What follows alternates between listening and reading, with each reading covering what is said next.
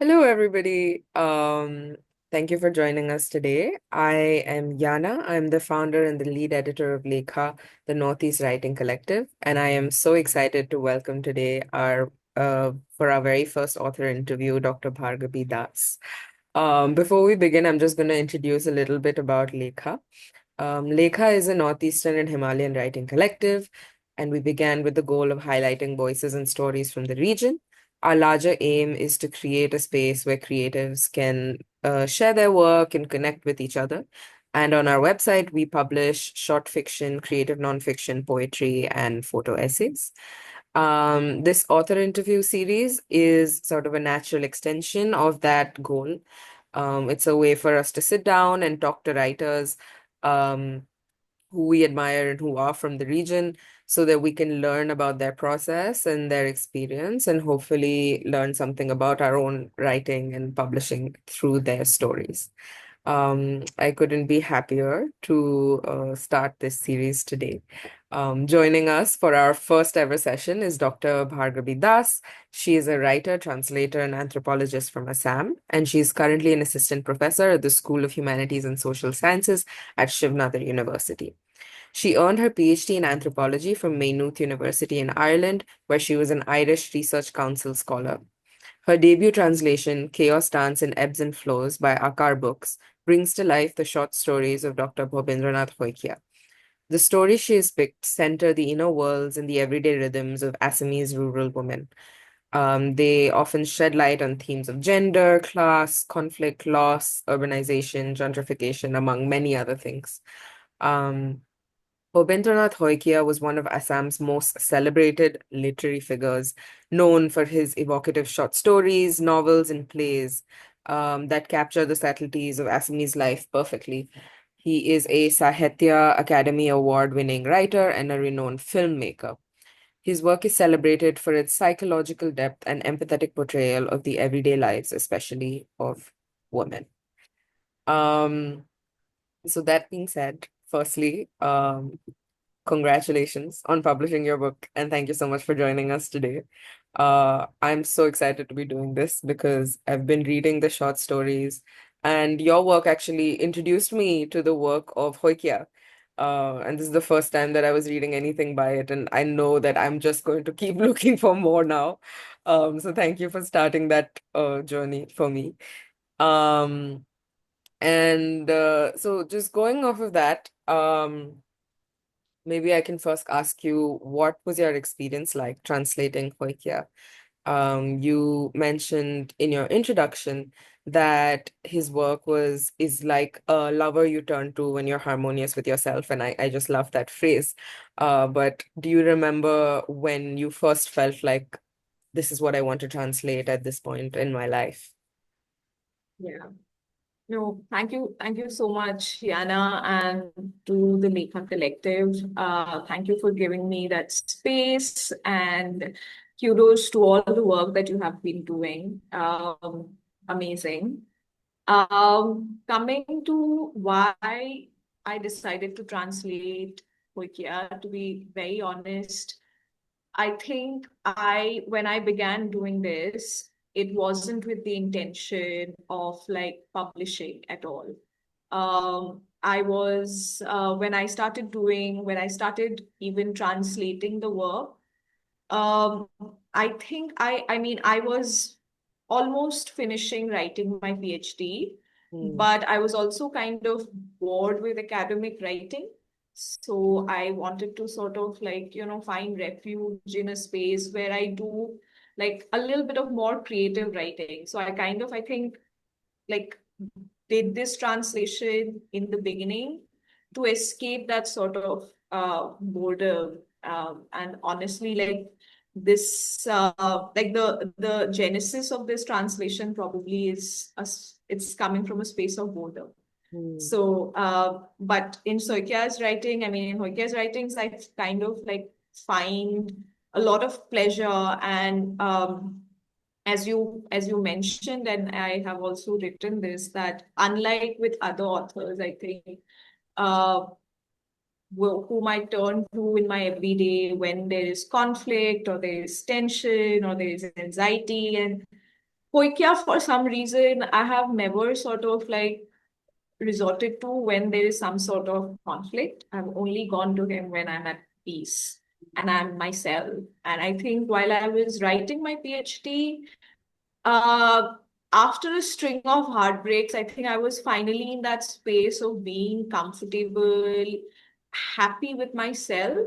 And that's when I think Saikia calls to me. So I remember that I had gone back home for a little while, and my father mentioned in passing Saikia's one of his short story, and which is Shrink Hall, which is uh, the translated story called Chaos Dance in Ebbs and Flows. And for some reason, I think I went back to that memory of when I first started reading Hoikia. And that was like in my teenage years. And for that reason, I think once I, you know what, let me start reading his work. And I had never read his short stories. I mean, I had read his other work, but not his short stories. I started reading them, and the minute I started reading them, I felt such like a wave of peace and calm flowed through me, and I really enjoyed it. And then somewhere in the process, I thought I'll translate some of them, but still not with the idea that let's publish this. So Yeah. yeah, so I think I translated one, two, and then finally I was like, you know what, like let's do this proper. Let's think about it with regards to maybe, um, yeah, like maybe these stories can come out. Yeah. And honestly, I don't think I've met a lot of people in my in my generation, if I can call this, or like young people who probably have read Poikia, uh, like for example, Arundhati, like Arundhati Roy has been read, or Jhumpa Lahiri has been read, or Vikram Seth has been read, and Poikia, I feel like is in league with these authors, and so why not? So I thought maybe there's a bigger purpose that can come out of this boredom that I felt in the beginning. And honestly, it was a fun ride. It was such a great, like time to do this. Doing this, of course. Yeah. So I think the reasons being that, like, I was completely at peace in myself, and I wanted to do something creative. And then finally it took shape of a bigger project of like Yeah. letting Koikia's words be known by other young people, particularly who come from the region. Yes. Yeah, yeah, and I so feel that when I think Poikia's writing sort of evokes this automatic sense of familiarity. And I don't quite know how to put my finger on it, but when I was reading the stories, I mean, I felt so immediately called to the world, even though I'm not Assamese, right? I don't have access to these contexts. But maybe something it was about the way you translated the sort of colloquial language that people use, the settings, how well described these everyday rituals were. You feel like automatically pulled into the world. You're a spectator, you're watching everything that's happening. And I really think that you did a wonderful job sort of conveying that. Like I can't even and you really maintained the sort of some of the sentences even in English, they're so lyrical when I read them.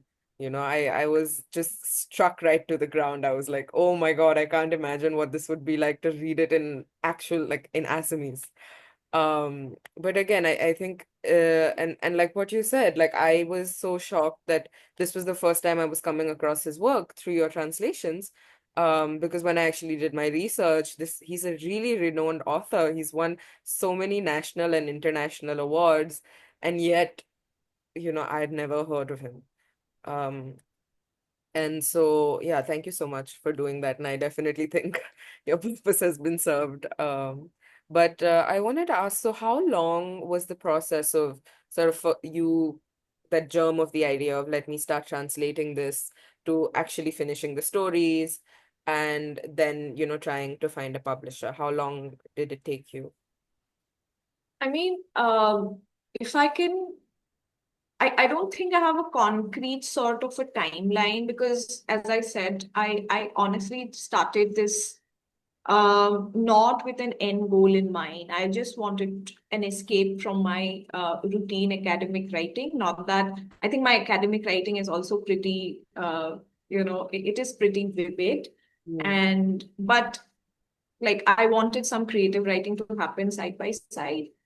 Um, from the time when I thought that I am going to read his short stories. Yeah. And Hokia has written a lot. In fact, he's so versatile, Yana. Like he's written plays, he's written like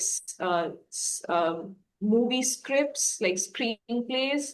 Um, uh, he's written novels. So uh, I think I had written, I mean, sorry, I had read Hokia as a teenager when I was through my, as part of a school curriculum. Like he had written this book, More Hoi Hop, More Koi Koi, Mm. which is kind of an autobiographical work, but solely focused on his teenage and childhood Mm. years. So my first memory as well as my first exposure to Hoikya was through that. And then of course I started reading about his diary entries that used to come like in Mm. Prantik, Mm. which he had founded as well. Uh, so I think going back to the question of like when did I start? So reading his short stories was something that was new to me, and I wanted to do that. Um, and then I kind of thought that, okay, let me translate. Mm. And that process itself might have taken like around, say, like 3 to 6 months, Okay.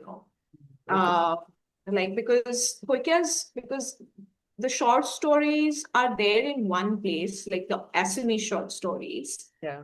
But I couldn't carry the book because it's so like it was heavy. So I had to like get all of that, scanned, like the entire book scanned because there's Mm. no online copy of Mm. Hoyka's work. So I had to get all that scanned, and then I started reading them. And then Yeah. once I started reading them, somewhere along that process, I think I kind of knew that, if I'm going to write or translate these stories, then probably I focus on more women-centric stories. I mean, he had written a lot about a lot of kinds of issues and Yeah. characters and worlds. But for some reason, I also felt that, like the stories that were talking about the Assamese women and her life world, those were the stories that were speaking to. So Mm. then, like, the natural progression was that. Yeah. And then I started translating. I think, like, that entire process took me like a year. Right. And then finally, Mm. publishing was another sort of timeline, and probably we can talk about that a little bit length because publishing was an entire different ball game, like different things come into the picture. But from the time I decided to read the stories till the time like I finished translating, like uh, I mean 6 stories, that definitely took like at least a year if not more. Yeah. Okay. Okay. Okay. That helps me sort of as that's really good context to have like as I was reading the stories. Um Yeah. because But like I feel like if people think more with regard, if it's a conscious decision of translation, like in my case, it wasn't a conscious, it'll be like that timeline will cut short because that person will approach that project with a far more like conscious decisions in head and know what to do next. yeah, For me, it was very organic. So I think it took longer than what I would have usually taken or if other people would usually take. Yeah. interesting, interesting. So going off of what you said again, you were talking a bit about the stories that called to you during this time were the stories of women, were the stories of their everyday lives. Um, and again, I'm so glad that you translated these stories, but because even as I was reading them, And this was written in a completely different time, in a completely context, completely different from mine. And still, I felt like I could relate to these women. I could relate to the struggles, the questions they had, the choices that they wanted to make. And I mean, the sort of like insight that he had into this, the attention of like the sort of the opportunities that they see for themselves, or like the everyday negotiations, the subtleties of with which I mean, I was shocked. Um, but also that's what sort of attracted me so much to these stories. And like I just again thoroughly enjoyed them. But it also made me curious about your orientation when you translate these. And I know a lot of different translators like approach translations with sort of different perspectives. Um, but how do you sort of go about capturing the essence of what is said while also making it lyrical and sing in the English language? Um, yeah. Um, I think this was for me also a first time translation project. I am not a translator by training or something. I really enjoy actually, I really enjoy writing. Mm, I really enjoy lyrical writing to be very specific. yeah. I am a poet. I also do performance poetry. So I think now that I kind of, think about it, and I was thinking about it while you were, talking about familiarity as well as, lyrical writing and translations and keeping that alive. I think I got attracted to Hokia's writings also because it is so vivid imagery. Like you read something so mundane and so everyday, Yeah. right? I mean, he probably will be describing a woman just getting water from a well, Mm, right? And but the minutest of description that he will weave around that narrative, it just brings it alive. And I think as a teenager also, when I was first exposed to him, that was something that really caught me because I was like growing up, I lived in a city, right? Probably because of my privilege, I did not have much exposure to the different identities, or particularly the different identities that define not just like rural Assam, but definitely Assam generally, like be it gender, caste, class, your own like village, which is an important identifier here as well. So, reading Hoikia's stories were something that helped me imagine that world, I mm, feel. And I kind of related because I used to go to my village like while as a kid or even as a teenager. yeah. And it kind of, I can't tell you, like even while I'm describing this, I can smell these stories. I can Mm, smell that world. mm, And it is so powerful, like if a story, if something in like in words and paper can make you actually like smell them, then you can imagine the kind of power that he has. Uh, so while I was translating, at first I did a blunder. Like I started like literally translating them. You know what I mean? Like right. it was Mhm. it was word by word. Okay. Mm, And when I read them, mm, it did not feel Koikia's writings anymore. mm, It felt like a very mechanical, like a AI, whatever, like if for example, like Google translated it. So mm, I had lost the essence completely of what his writings were. yeah. So then I think I understood that translation work, and I had a lot of support. I had back and forth conversations with my parents, who were particularly my father, who are both writers also. in their own ways, and they kind of really helped me to sort of capture that what is translation in a way.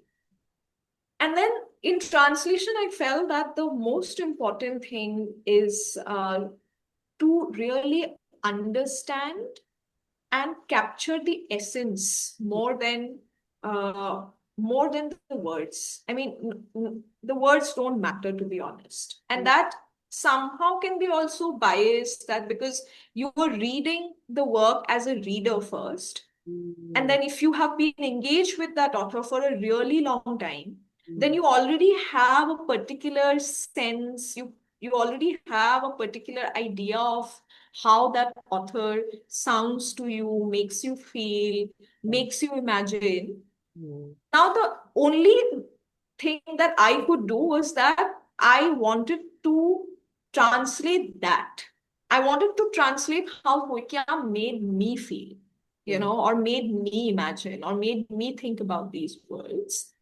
And I think because I think lyrically too, mm, being a poet, and then, with and I really think in images as well.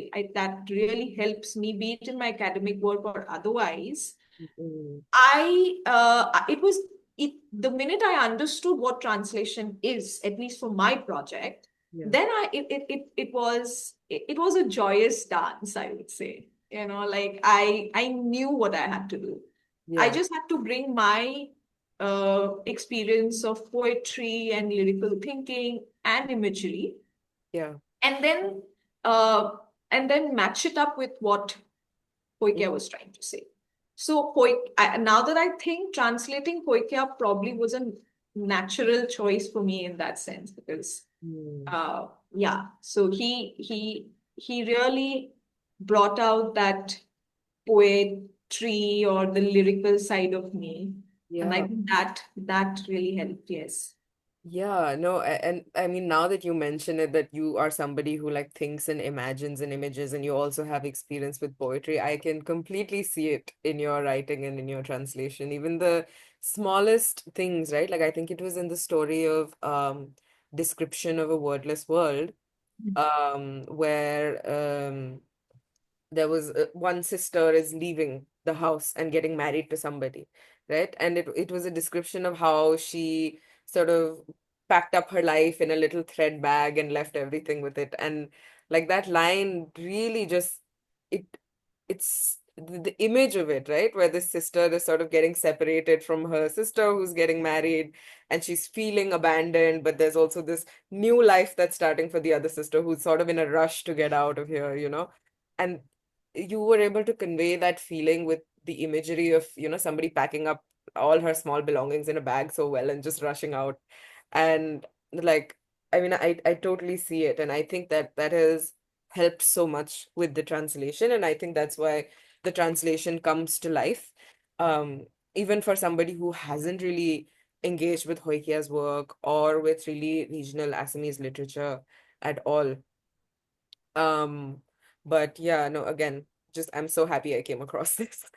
Um, but that also, as you were talking about, sort of like how Hoikia um paints these like very visceral images.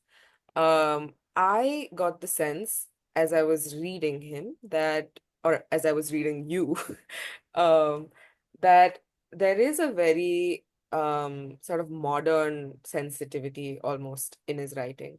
And Yeah. that's not something that I would expect from a writer Mm. who was writing at that time. And I don't know if that is my own bias, uh, Mm. but it also made me curious about the sort of larger um, scene of Assamese literature at that time. And I'm curious to know, was Hoikia sort of exception of his time? Was he writing ahead of his time, or was this the Mm. general tone of writing that was being produced, like almost like post-independence India in Assam?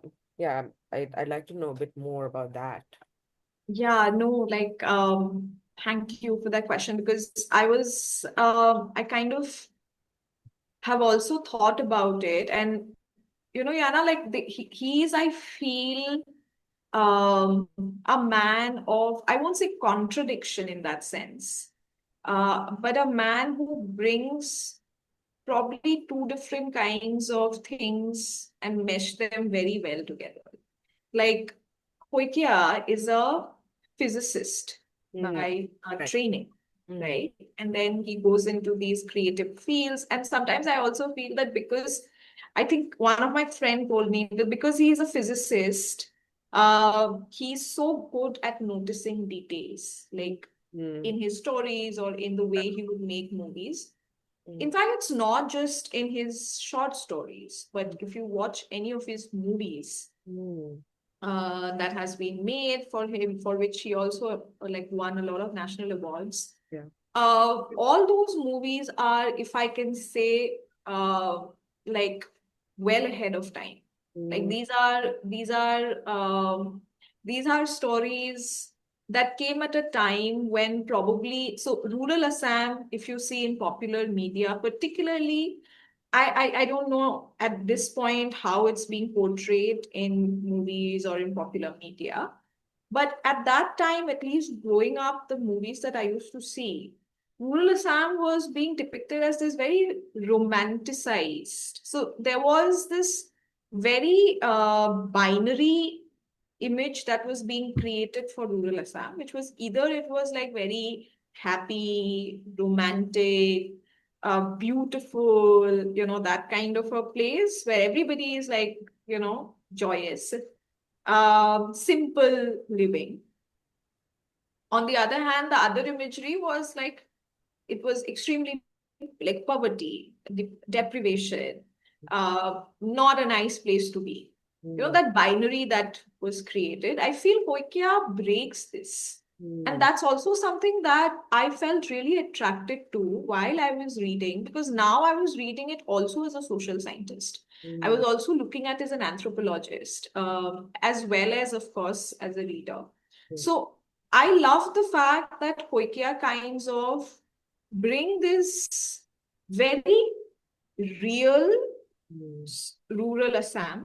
mm, So there is that not binary, I would say, like a contradiction, if I can say it, which is he's ahead of his time in mm, that sense, but it's still very, very rooted in context. It is rooted in some time. So the Indian village is not a timeless, the rural Assamese village is not a timeless village. There is a particular time and context to that. And yet, because he writes it in such a complex manner, he brings out this complexity of the rural village, which is the site of power, which is a site where there is gender violence, yeah. where there is gender stereotypes and norms and roles that have been attached. There Mm, is class anxieties, there is caste discrimination. mm, So, because he brings out in such complex ways, sometimes we feel that he's ahead of his time. But mm, no, he's actually placing the rural Indian village mm, at that time. How, in mm, fact, probably it is today itself, the rural Assamese village is like that. yeah. And he's ahead of his time because probably he was one of the few who was doing it. Mm, Uh, so I feel that he was one of those few people who actually brings out the complex, nuanced worlds of both Assamese villages mm, as well as the lives of a rural Assamese woman. mm, And I have to be clear here when I say Assamese, uh, I kind of get the feeling from his stories that it is a caste Hindu Assamese mm, village. It doesn't capture a Karbi village. It doesn't capture a Bodo village. It doesn't capture probably a Mia village, right? So so then he's also situated somewhere, and we mm, can critique him. But yeah. he's not capturing all these other villages probably, or maybe they have. I haven't come across those stories, but he is contextualize it in a particular time, in a particular space. Yeah. Yeah, yeah. In fact, now that you say that, and again, you're trained in anthropology, and so am I. I mean, I studied sociology, and in fact, like when I'm reading his stories, sometimes I feel like he has done a better job of noticing things in rural Assamese life that possibly even anthropologists don't do because they go in with their own biases, or they go in with their own goals. And again, the point of research is different from the point of literature. But I, I think what I'm trying to get at is what makes him ahead of his time, or not really ahead of his time, but actually really depicting what was happening was that like sense of observation, you know? Absolutely. Like, You're so right in that. And if I can just come in here, is I feel like even the earlier question about how like he captures like all these worlds are a women's world.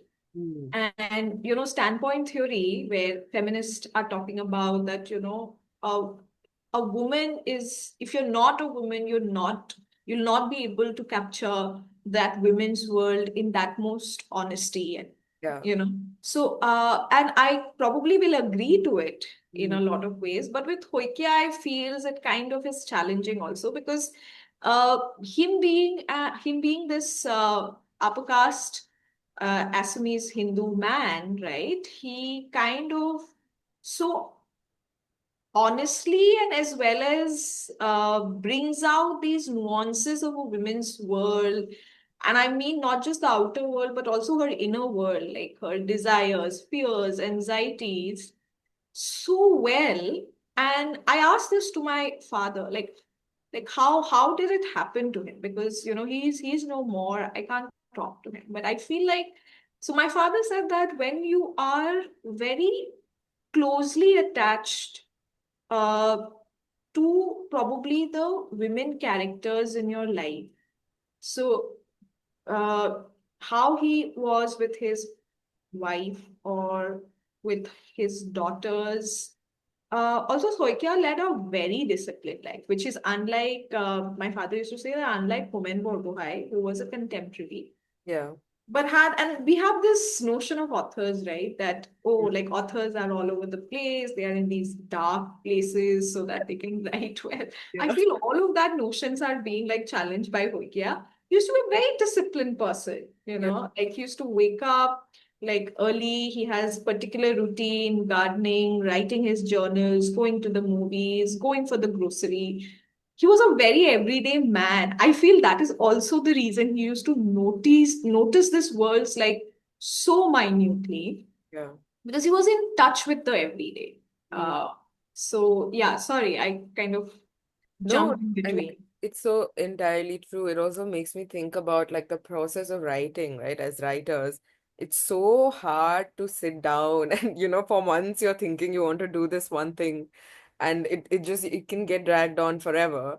But this was a man who worked as a physicist. I think he was in a university, right? Yeah, And he was also producing writing, he was screenwriting, he was directing, or he was working on movies.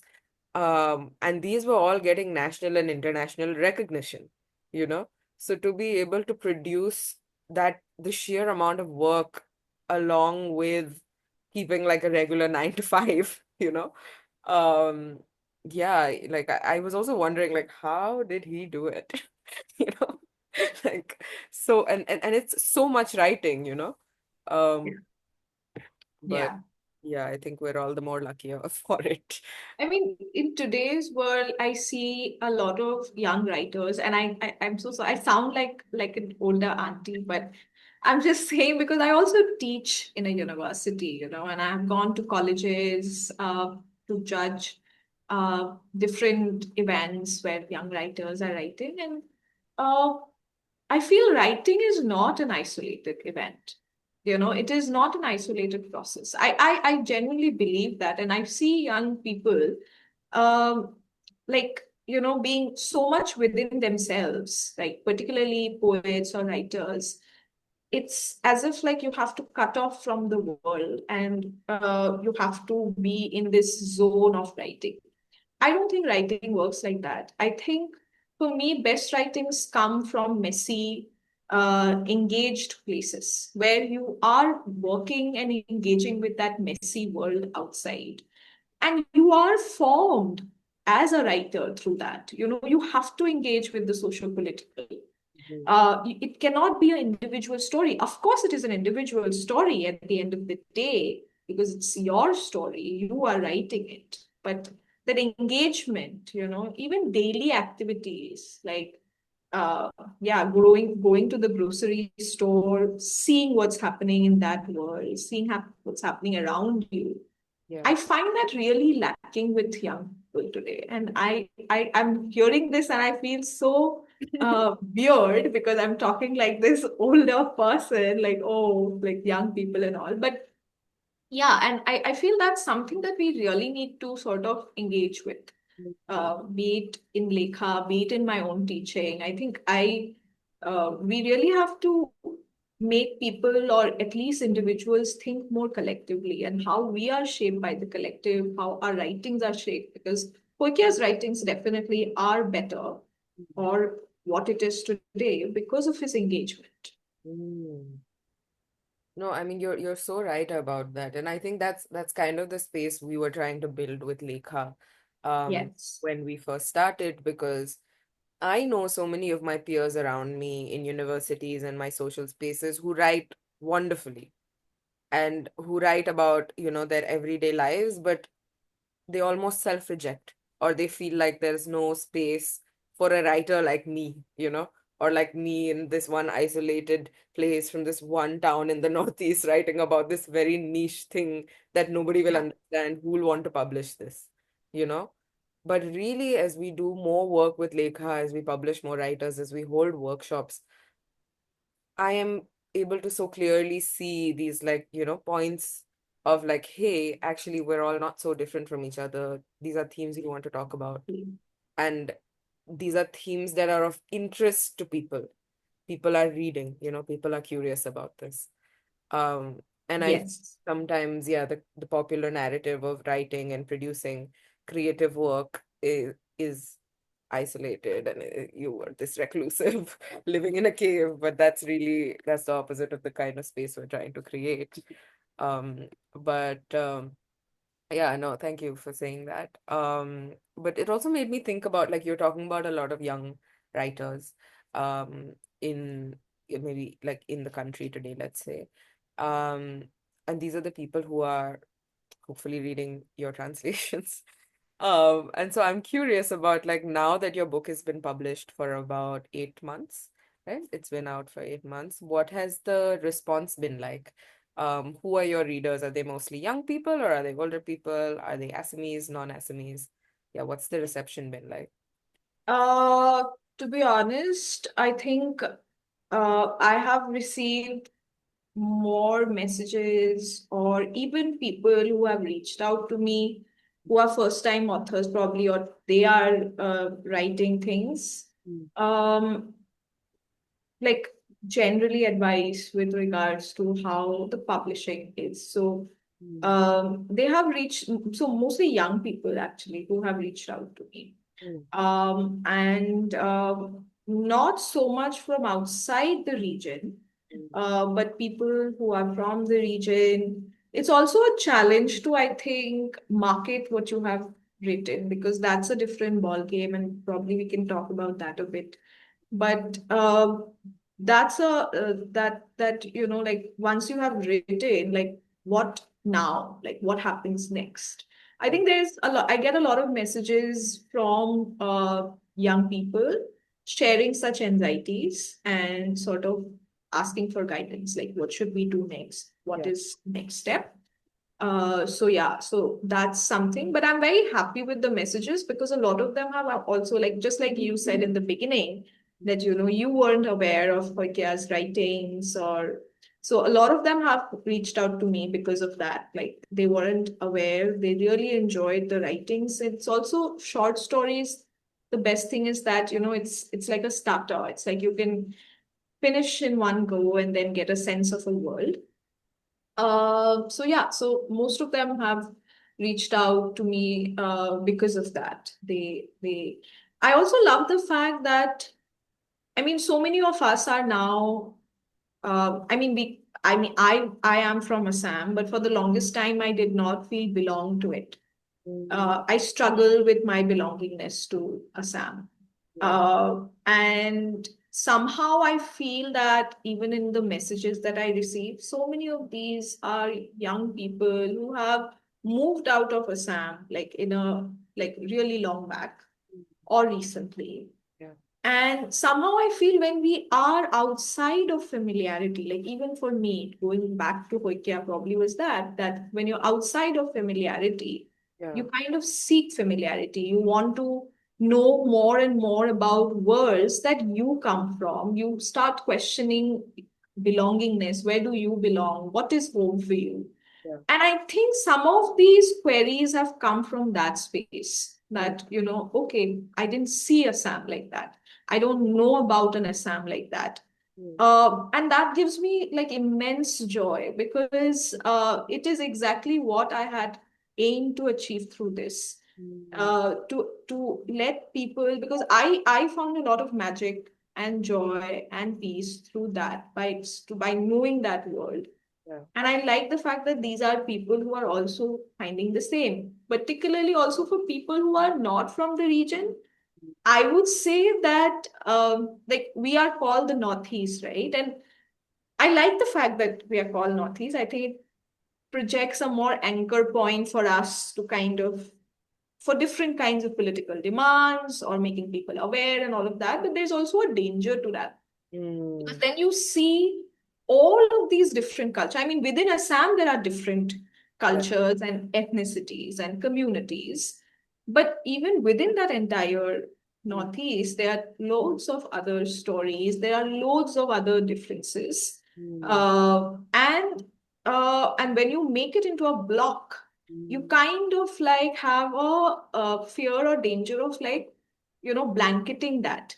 mm, So I feel like for something like when we bring out more and more contextual stories, we also bring out more and more specificities to our own experiences first. But secondly, you also somewhere in that specificity, you find the commonalities of human existence. exactly. So, which is what you said that, I've never visited Assam, not from Assam, but I read those and somewhere I found this speaks to me.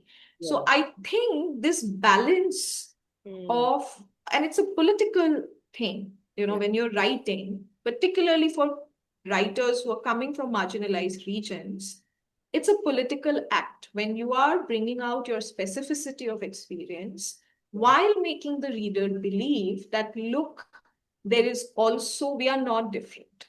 We Yeah. are still the same in many ways, and yet you need to know my specific story and history.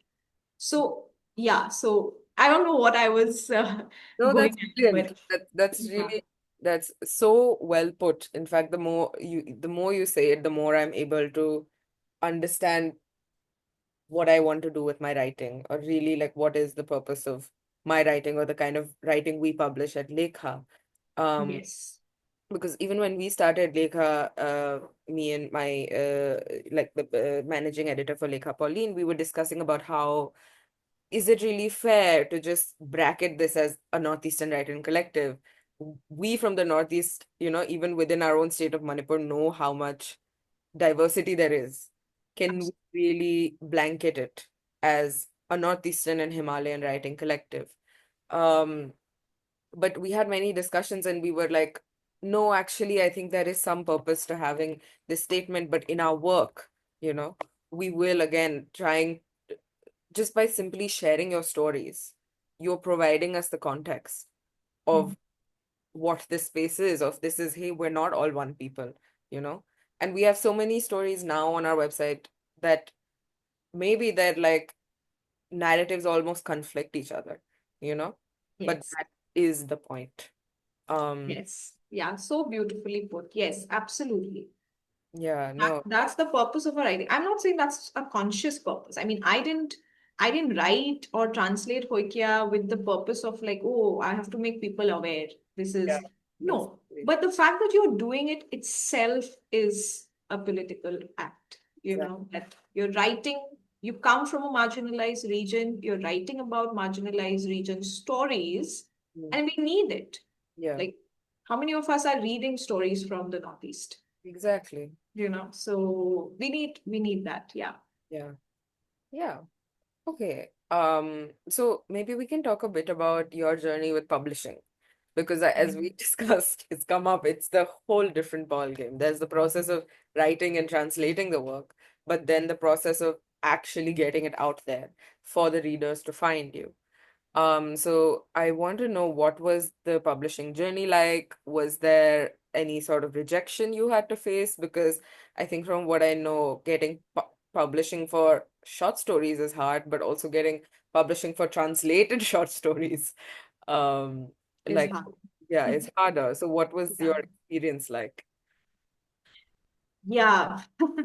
I mean, so I wrote everything and I had this idea, okay, now that I have consciously decided to pick up a few short stories, particularly on a theme, which is like rural Assamese women's stories, what do I do with this? So I think it's generally publishing industry, as you said, is now becoming a very, very close ball game. Like they don't want to experiment with first time authors. And that's something that became like immediately apparent to me the minute I started writing to places. Uh, it was difficult. You can lose hope, particularly when you're a first time author, but also you come from a space, a family, a context where nobody else has published before. So you have like generally no guidance, nothing. Yeah. So I think what worked for me. So one is the fact that even before this process starts, uh, I think you have to first focus on your work. Mm, Like you can't do like you can't betray the what you're doing, why you started doing that. So all of that should be first. That's the first job, right? But the other thing is, I would also say that, and that's completely my opinion, I think writings which are more focused, like even if it's an anthology, mm, it's an anthology of short stories, and short stories are it's difficult because for some reason publishers, particularly big time publishers, are not putting their money so much on publishing short stories, like publishing of translation of short stories. Translation of novels and something are like still there. And I think, as you rightly mentioned, that uh, who won the Booker for the, yeah. Heart, sorry, yeah, Heart Lamp. yeah. So the Heartland, so probably that will change the game, Mm, but it's still difficult. So one is, instead of just translating with like no sort of, or even if you're writing something with no sort of focused theme, I think I would say that you make it focused, particularly if it's not an original work. If it's an original work, I think somewhere you're already thinking that, this is the story. Or if it's short stories, this is the kind of thematic something. So it's better that if you're thematic, because then you can pitch accordingly. The right. second thing, particularly for first time authors, I would say that it's better or it's important that you look at books or you look at publishers. So Mm, you get books or publishers who have in the past published like either translations or like short stories or like work that is in your zone, yeah. in your domain. Mm, So and then once you identify them, yeah. uh, then I think it's best to reach out to them directly, Mm, to the editorial team. And most editorial teams, like the publishing houses, will have an author form. you reach out to them, and instead of like immediately like sort of sending your manuscript, I would say reach out with the pitch, like say that this is what it is. Have a small write up instead of a huge like sending the entire manuscript, and then see what the response is. You have to be prepared to be rejected multiple times because it's mad. But yeah, like it's still not a reason for you to give up. I think you have to like write multiple emails. Yeah. Uh, you can also reach out to like authors. I did not do that, but I think it would have been better if I had reached out to authors who have done that in the past. You know, like what like particularly publishing houses. It's Mm. also important to sort of figure out which publishing house Yeah. is good for your Mm. particular kind of work. Yeah. There can be smaller publishing houses. So Akar is a very like who published finally my work. It's a very small publishing house, but they are very well known with regards to academic books. It's also left leaning. It's somewhere that they produce a lot of you know fantastic academic work. They have a separate, I think,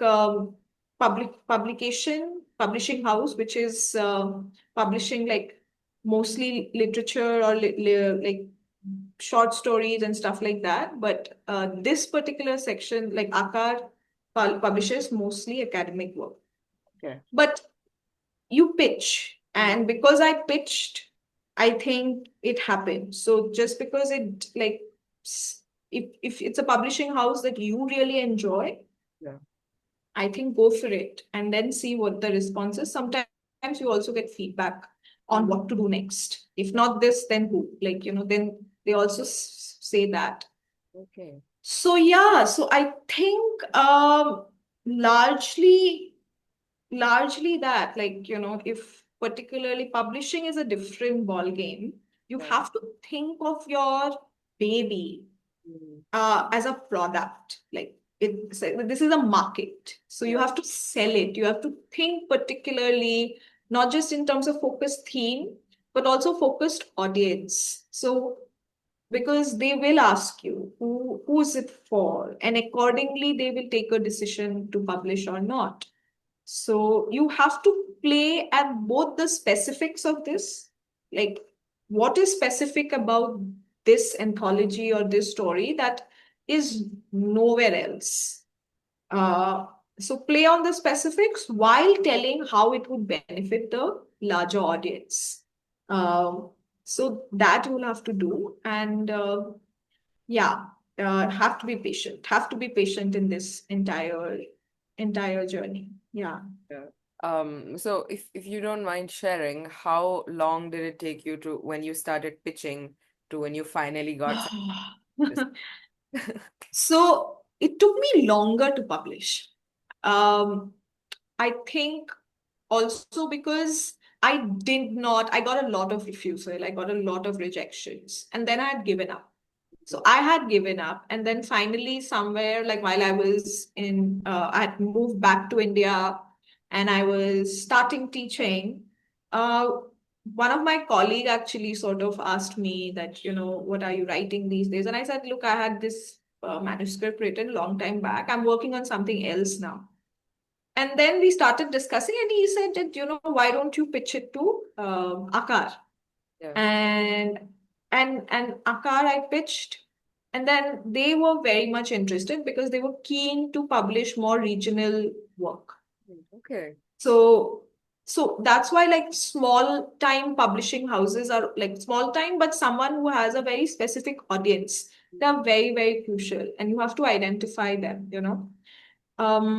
So yeah, so they really loved it. And from then on, it took me like a year, like to get, because there are other things, you have to design the cover page, Yeah. um, copy editing, yeah, all of that, I think, yeah, like a year for sure. Okay. Okay. Yeah. I think that that helps us to know like the Yeah, publishing itself like takes that's a different journey. So that took at least definitely a year. Yeah. Okay, that's nice. I think young people who are trying to publish, who are trying to publish translations can definitely take a lot from that. And I know we definitely have readers and writers who are interested in this. And I think it's an extremely insightful process for them and also for me, to just know what you're getting into, before you do it. Um, but yeah, I think with that, I think this is a great place to sort of close our very, very insightful conversation.